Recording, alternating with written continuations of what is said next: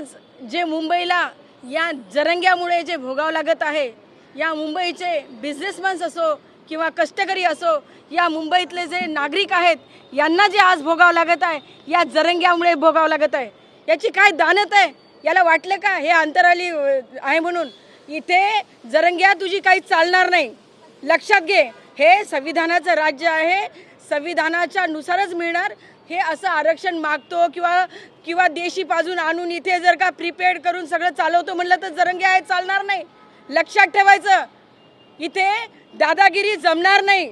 दादागिरी इथे चालू शकत नाही. हे कायद्याचं राज्य आहे. काय बोलतोस तू? तुझ्या जिभेला हाड आहे का जरंग्या? कधी मुख्यमंत्र्यांची आई काढतोस? चित्रा वाघ सारख्या एका सन्माननीय एवढ्या मोठ्या नेत्याला तू खालच्या स्तरावर बोलतोस? लायकी आहे का तुझी? आता मला तर शरद पवारांच्या राजकारणाबद्दल काही बोलायचंच नाही. मला तर असं वाटतं की त्यातल्या करणीचं फळ आहे की काय? रसद पुरवसाल त्याच्यामुळे घडले की काय? सन्माननीय ताई आहेत आमच्या, सुप्रिया ताई, मी त्यांचा रिस्पेक्टच करते, परंतु माझ्या एसटीतले 124 बांधव जे रोज मृत्युमुखी पडत होते 6 महिने, त्यावेळेस माझ्या ताईला जाग नाही आली. माझ्या एसटीतले कष्टकरी जे मृत्यू पडत होते त्यांना भेटण्यासाठी ताईचा पाय आझाद मैदानात नाही आला. परंतु आज या देशी पाजून आणलेल्या या जरंग्याला भेटण्यासाठी ताई तुमचे पाऊल कसे वळाले? भेटले ना तुम्हाला ते कर्माचे फळ? फेकल्या ना तुमच्या अंगावर बाटला? उष्ट्या पाण्याच्या बाटला फेकून तुमचं तिथं स्वागत झालेलं आहे. ताई लक्षात घ्या, आता तरी मला वाटतं सुधरा आणि या ज्या जरंग्याला आहे त्याची लायकी दाखवून द्या. विनाकारण माझ्या गोरगरीब, माझ्या सर्वसामान्य, माझ्या लडक्या मराठा भावांना दिशाभूल करू नका रे. माझे ते ओरिजिनल लाडके अभ्यासू माझे मराठा भाऊ इथे नाहीच दिसत आहेत मला. हे कुठली तरी गंगा वाहते इथे उलटी. काय तुम्ही या लोकांना, मी म्हणते चपट्या पाजून आंदोलन केली जात नाही. एसटीचं आंदोलन एक अमेरिकेमध्ये सुद्धा त्या आंदोलनाची चर्चा झालेली आहे. हे काय आंदोलन आहे? हे कोणती दादागिरी आहे? वाटेल ते बोलायचं, गांडबुली म्हणायचं? अरे लाज वाटते का तुला जरंग्या? त्या आंदोलनामध्ये बहिणी आहेत, आवी आहेत, मुली आहेत, एवढे मोठे माझे लोक आहेत, तिथे आलेली जनता आहे, त्यांच्यासमोर असं घाणेरडं बोलतो? लाज वाटायला पाहिजे. जरंग्या हे चालणार नाही. हे जे आहे हे आंदोलन आहे, हे आंदोलन नाहीच आहे. हे प्रीपेड कार्यक्रम चाललेला आहे, पेड कार्यक्रम चाललेला आहे. शरद पवार पाठवलं होतं ना लेकीला, लेक आली होती ना? का? सगळे तुमचे नेते पण तिथे आहेत ना, जागजागी सगळे पुरवठा करत आहेत ना. मग काय झालं? कोणता रिस्पेक्ट मिळाला? म्हणजे सीमेपलीकडे जे आतापर्यंत आपण म्हणत होतो की क्रॉस बॉर्डर मध्येच हे केलं जात होतं, एकाने पुरवठा करायचा आणि त्याचे फळ एक दिवस भोगायला लागले होते अमेरिकेला सुद्धा. तेच हे झालेलं आहे. रसद जरी पुरवली असेल तरी आज लेकीचा कसा अपमान झाला हे लक्षात ठेवा. पिदाड्याचा कोणताही धर्म नसतो, पिदाड्याची कोणतीही जात नसते, या जरंग्या चपट्याची कोणतीही जात नाही, याची कोणतीही लायकी नाही.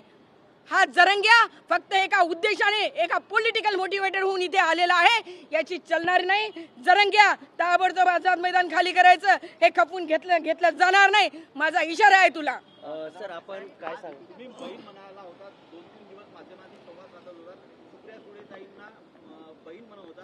आज तुमच्या बहिणीवरती हल्ला झाला, एकंदरीत घेराव करण्यात आला, घोषणाबाजी करण्यात त्या ठिकाणी विरोधात घोषणाबाजी देखील. बघा, राष्ट्रवादी काँग्रेसचे वयोवृद्ध पुढारी आणि पवार कुटुंबियांच्या राजकारण सगळ्यांना बाराखडी माहिती आहे. परंतु एक शेतकरी पुत्र असल्यामुळं, एका शेतकरी कष्टकऱ्यांचा मुलगा असल्यामुळं मी सांगतो, जे पेरलेलं असतंय तेच उगवत असतंय.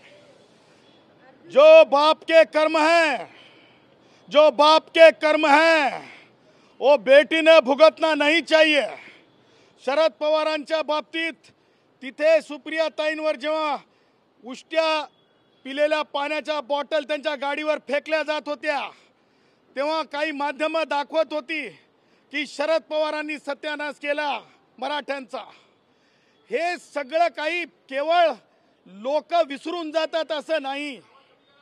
कारण लक्षात ठेवा, शरद पवारांच्या बाबतीत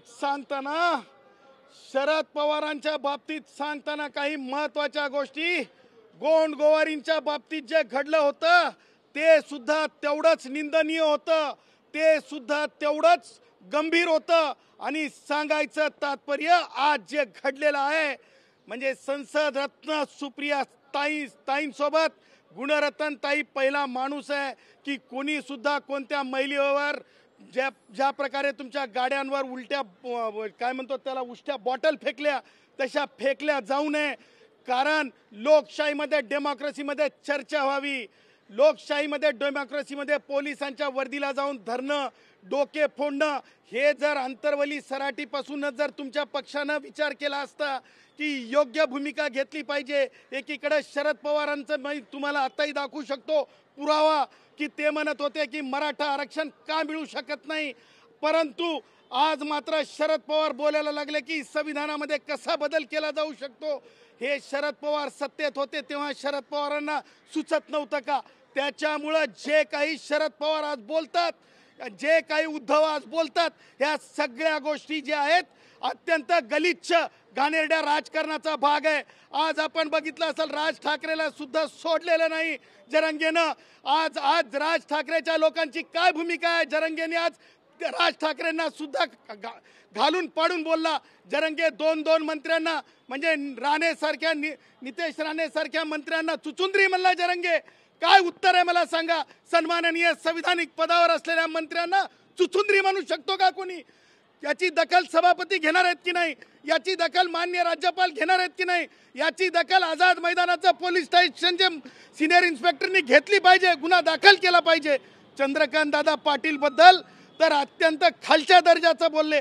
बघा, लोकप्रतिनिधी कुणी असो, परंतु आपण लोकांसाठी काम करतो असं दर्शवून लायसन्स घेतलेलं नाही, लायसन्स मिळवलेलं नाही. चपटी पिऊन बोलणं सोपं आहे, परंतु चपटी पिण्यासाठी सुद्धा लायसन्स असतंय. परंतु आज असं झालेलं आहे की सुसाट सुटलेले आहेत. आज आपण बघत आहात की मला काही महिला पत्रकारांनी सांगितलं, हे अत्यंत मी गंभीर सांगत आहे तुम्हाला, महिला पत्रकारांनी मला सांगितलं की कशा प्रकारे ते व्यक्त होत आहेत म्हणून.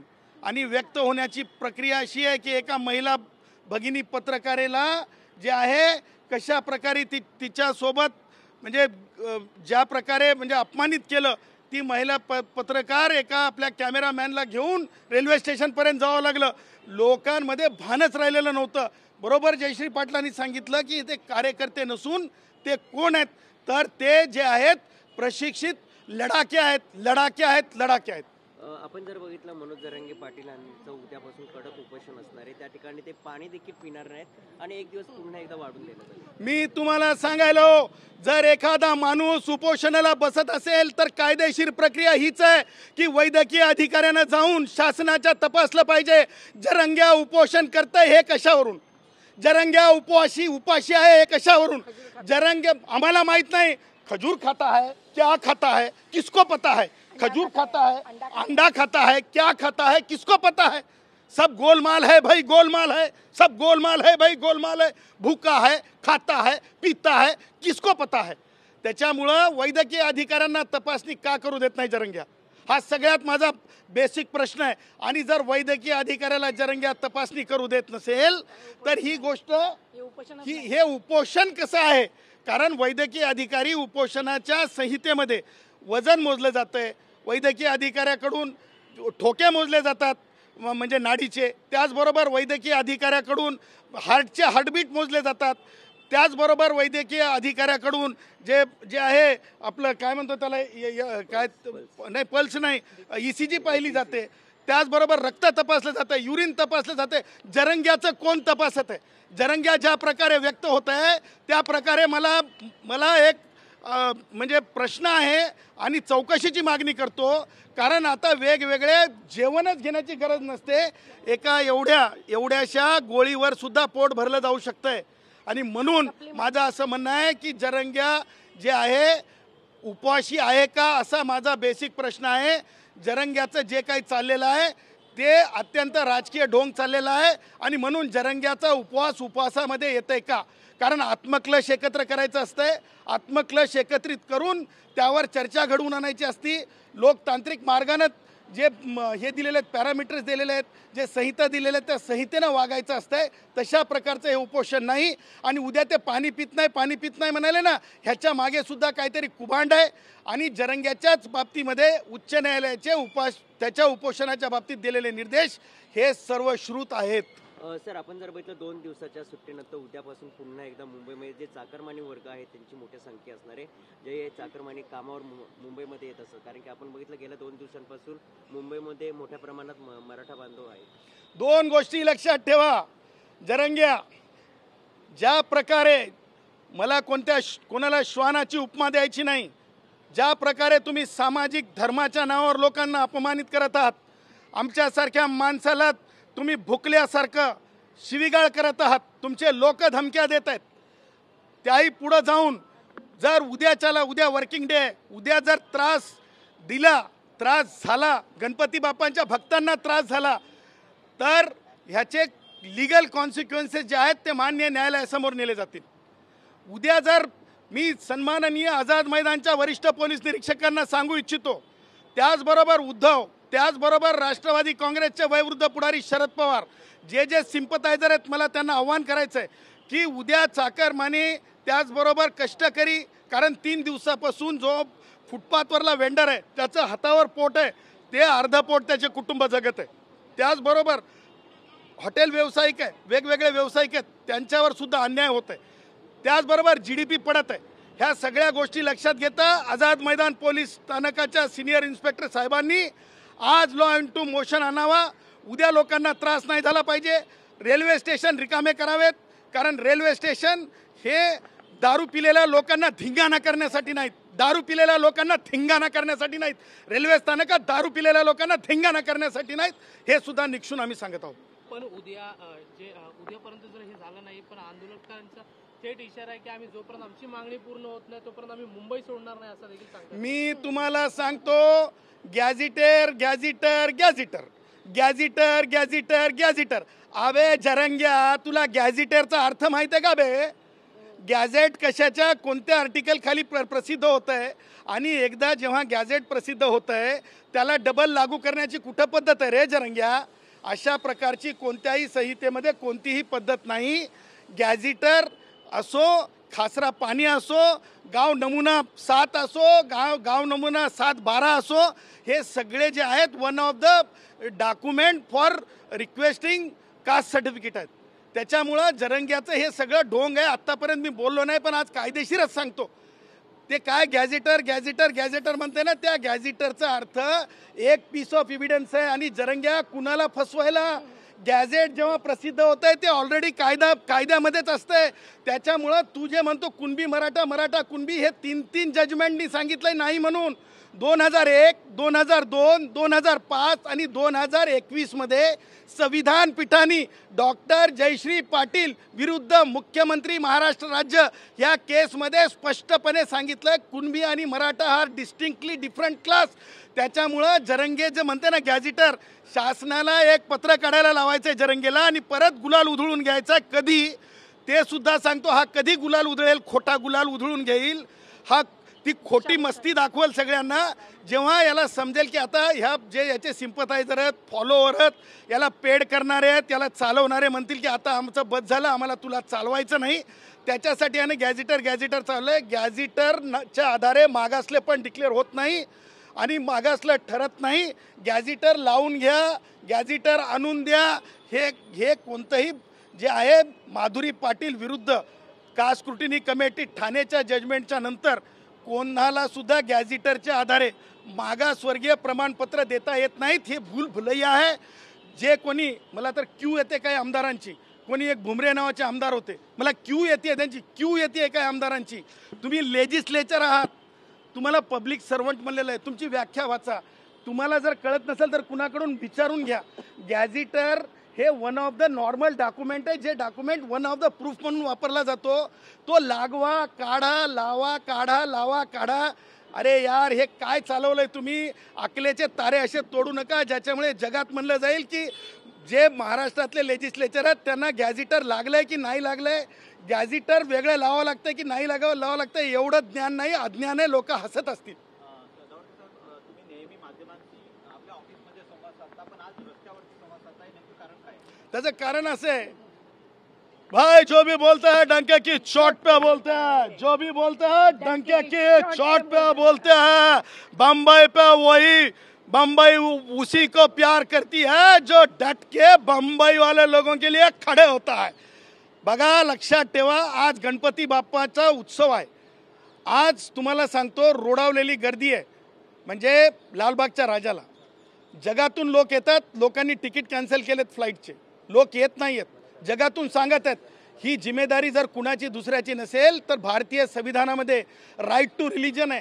राईट टू रिलीजनवर आज गदा आलेली आहे. आणि म्हणून आम्ही ठरवलं की जे कोणी भुकत आहेत ना, सदावर्ते घरात आहे, जयश्री पाटील घरात आहे, ए भाई लो, हम कौन से खानदान से तुम्हें पता नहीं?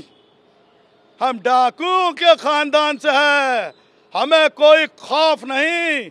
हम जहाँ भी जाते हैं अपनी बनाते हैं और अपने हिसाब से कानूनी राज करते हैं. इसीलिए हमें कहते हैं एक गुणरत्न, एक लाख गुणरत्न कहते हैं. हम पवार फैमिली वाले नहीं हैं जो तुमरे छोटे बॉटल ले जाए.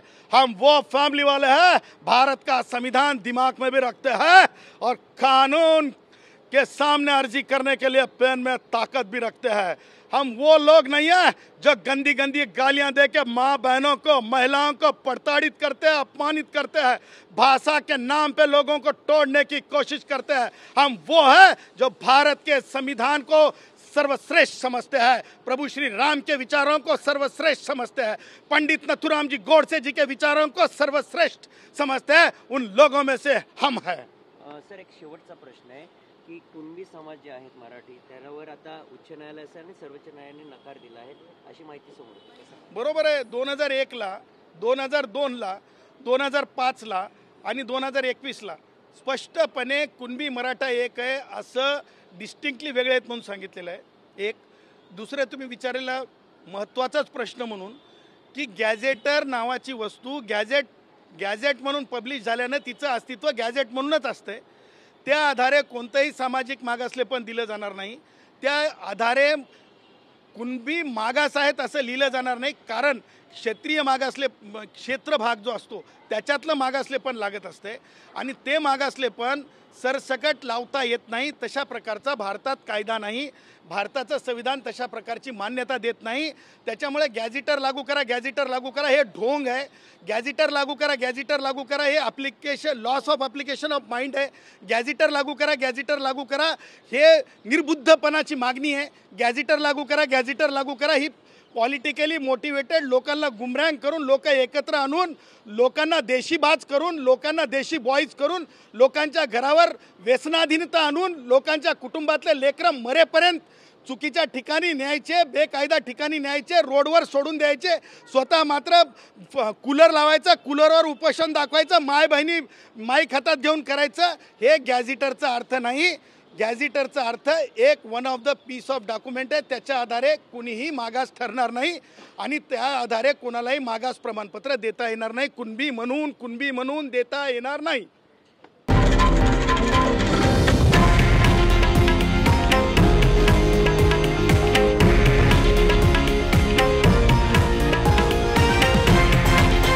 हे आहे देशातील नंबर 1 न्यूज नेटवर्क आणि आपण पाहत आहात TV9 मराठी, एकमेव.